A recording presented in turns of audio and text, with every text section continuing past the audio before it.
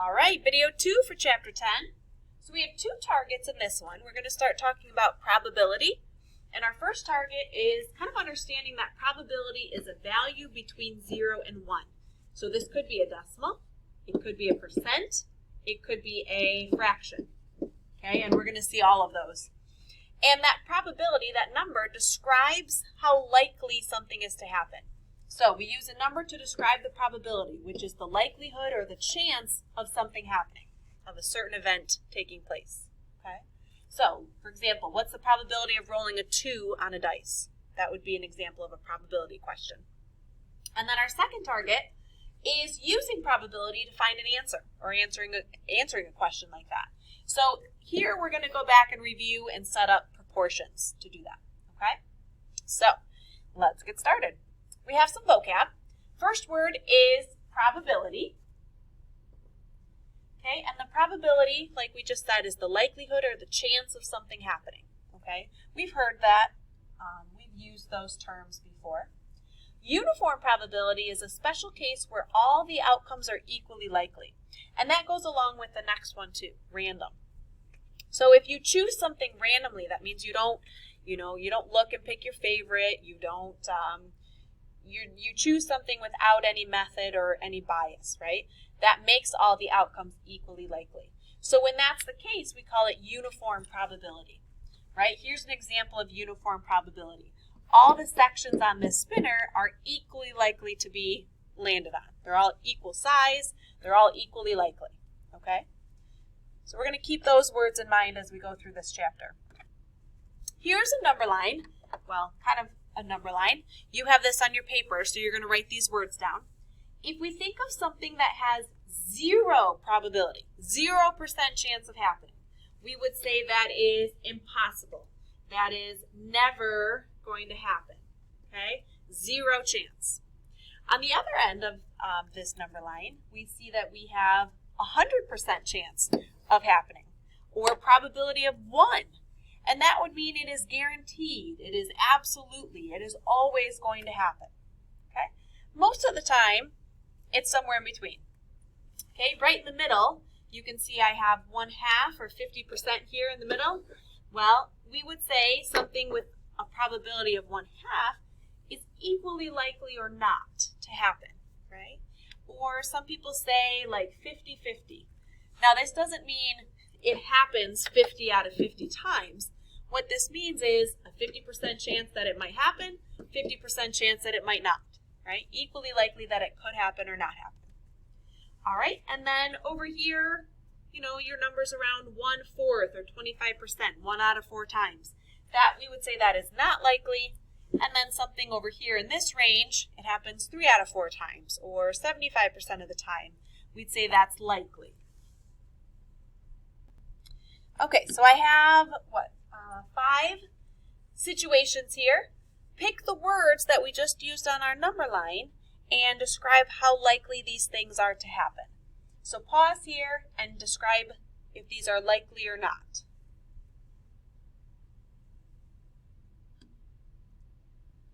Okay, so here's what I came up with. 80%, that's pretty likely. 0%, never going to happen or impossible. Half the time, so 50-50 or equally likely that you would win or not win against your brother.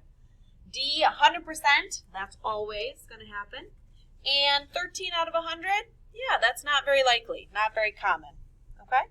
So just having an idea of how those fractions, decimals, and percents kind of tell us how likely something is to happen. So here's our formula for the probability, finding the probability of something. Okay? So I first want to point out how we write probability. We say capital P and then whatever we're looking to find the probability of. So probability of a certain event happening is equal to, and you'll notice that this is written like a big fraction because our probabilities are fractions. So to get that probability for something happening, we need to know the number of favorable outcomes, right? This goes back to section 10.1 that we just did, divided by the number of possible outcomes. And that gives us a fraction. we could divide and turn that fraction into a decimal or a percent, but usually we would just leave it as a simplified fraction to describe how likely that thing is to happen. So let's do this one together. So this is A, just rolling a dice, right? Well, if I roll that number cube or that dice, what's the probability that I'll get an odd number? Okay, using our formula, right? Favorable outcomes out of total possible outcomes, and then simplifying that fraction. Well, on a dice, there's always 6 outcomes, right? 1 through 6. 1, 3, and 5 are odd, so there's 3 odd numbers, and that would simplify to 1/2, right? So the probability of getting an odd is 1/2, or 50%. Rolling a number greater than 4. Well, the numbers greater than 4 are 5 and 6, so that happens 2 out of the 6 possible outcomes, or I could simplify that to 1/3. Rolling less than 4, so 1, 2, or 3, well, that's 3 out of 6 outcomes, or 1/2. And rolling not a 5, well, a 1, 2, 3, 4, or 6, so 5 out of 6 possible outcomes, and that's already simplified. And then rolling a 7. Well, there are no ways, 0 ways you could roll a 7 on a dice, so that probability is 0. Okay? So I have B here, probability of landing on green, and C and D. Finish these on your paper, and then we'll check real quick when you're done. So pause. Okay, for B, I can see that green is one of the 5 sections, so 1/5 is the probability of landing on green. Or here, landing on an even number. Well, there are 5 evens out of the 10 sections, and that simplifies to 1/2. Or flipping tails. 1 out of 2 possible outcomes, right, is tails on the coin.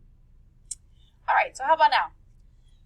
I randomly choose from 3 green hats, 4 black, 2 white, 2 red, and a blue. All right, if I add those up, I have 12 hats total. All right, so what's the probability of getting a red hat? Well, I can see that there are 2 red hats, and 2 out of the 12 simplifies to 1/6. That's the probability that I randomly pick a red hat. How about a black hat? Well, I see that there are 4 black hats, so 4 out of 12, and simplify that. There's my probability of picking a black. So I want you to do number 3, 4, and 5 here. Make sure you simplify your fractions, and then hit play when you're ready to check. Okay, for number 3, not green. Well, there are 9 hats that aren't green, and when I simplified that, I got 3/4. There's 1 blue hat, so 1 out of 12 is the probability of picking a blue, and there are no purple hats, so 0 probability of that happening. Okay, so now we're going to move on and kind of set up some problems using probabilities. Okay, if you recognize these, we have proportions. So let's review the 2 methods that we talked about, mostly in chapter 5, where we set up and solve proportions. So the first method is looking for easy arrows. If you see an easy arrow, use that, okay? So for example, I'm looking at this one and I see an easy arrow right here, right? I could just multiply this by 3. That's a multiplication fact I know. So if I multiply this by 3, I can easily find that C would be 18, okay? I see another easy arrow here with number 4, right? Here's a multiplication fact I know. I'm dividing by 6. Well, if I use the same arrow over here and divide by 6, I would see that B is equal to 4. Okay, so that's easy arrows. I don't see an easy arrow for number 1 and number 2 up here. So then the method I would use is cross products or cross multiplying. And I'm going to do this super quick because this is review, but just a quick reminder. So I multiply across, so I would get 36 is equal to 8x. And when I divide by 8, I get x is equal to 4.5. Okay? Try this one right here. Cross multiply. Make sure you remember how to do it. And then check your answer. Okay, when I did that one, I got m is equal to 16.5. All right, so now that we've reviewed proportions, Let's try a couple problems. All right, this one says, the probability that you randomly draw a short straw from a group of 50 straws is 9 out of 25. Okay, how many short straws are there in your group of 50 straws? Well, just like we said in chapter 5, always start with the ratio where you know both numbers. So I know my probability there. Okay, and I want to label it. Looks like 9 out of 25. 9 short straws out of 25 total straws. Okay, then I'm just going to read the problem again and find my third number that they give me. So a group of 50 straws. Okay, that's 50 total straws. So I line it up here on the bottom. Right, I want these labels to match. And then I'm looking for X. Okay, well, I happen to notice an easy arrow here, times 2. So times 2, and I get 18 short straws out of 50 total straws. Okay? Let's try another one. Now I have percents. Okay. How many will win? If 150 people play at this game and 24% of them are winners, well, I can take my 24% and turn that into the ratio where I know both parts. I know it only looks like one number, but we know percents are always out of 100. So you can always take any percent out of 100 and write it like that. So this is winners and total. And I want to know how many winners there would be if 150 people play. Well, 150 total, and I'm looking for how many winners. Okay. Not a great easy arrow here. So let me cross multiply. Go ahead and pause and finish your cross multiplying. Okay, so I did 100x equals 3,600. And I wrote that down and I solved to get x by itself. And I got that there would be 36 winners. So if 150 people play, 36 of them would win. Okay? All right, question C here says the probability that you draw a purple colored pencil from the bin is 0.6. There are 15 colored pencils in the bin, 15 purple in the bin. How many total colored pencils are there? Okay. Well, here's my probability. I want to set that up as a ratio, and here it's only written as a decimal. So we got to think about a way to write this as two numbers in our, so we have both numbers for our ratio. Okay. I think the easiest way is to think of this as a percent, and I know 0.6 is 60%, so that would mean 60 out of 100, okay? You could also write this as 0.6 over 1, or you could simplify this fraction, but as long as I get it written as a ratio, 60% would be fine, 60 out of 100, and I want to label that. So this is purple, and this is total colored pencils. Okay, so if there are 15 purples, well, I need to line up my labels, so the 15 purples would go here.